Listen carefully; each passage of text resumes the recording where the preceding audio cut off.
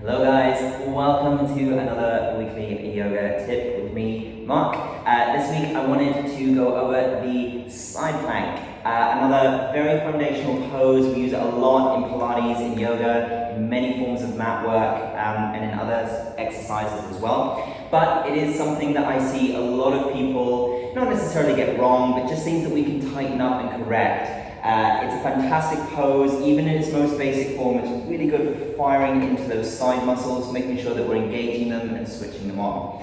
So the best way to start side plank is to begin in a supported side plank, which is basically your foot, your knee, and your hand are in one line. Spine is long, the shoulders are away from the ears, and the top hip is drawing back.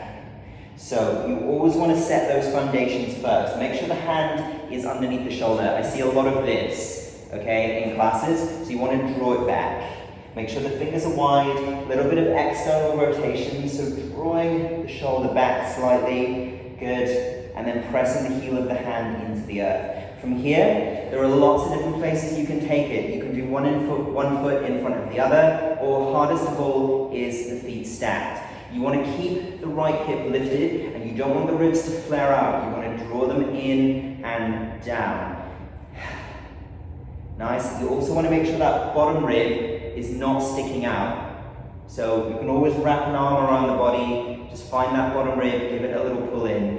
Here, of course, seasoned yogis will know lots of fancy stuff that we can start doing, but there is nothing wrong. In fact, there's usually a lot of benefit to just taking it back to basics and making sure that those foundations are set strong. Always remember, the points of contact you're making with the floor are the most important part of any pose. Get those right, and you can start building the fancy stuff on top of that.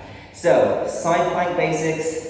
Hope that helped. As always, drop me a DM, let me know how you get on. Any other tips that you guys want to see, please feel free to let me know. And you can follow me here on Instagram, and I also now have a YouTube channel as well, which is Yogalates with Mark, where I'm putting these tip videos on both channels. So yeah, do feel free to follow me on both. Otherwise, hope everyone is well, sending much love, and I will see you next week for another tip. Goodbye.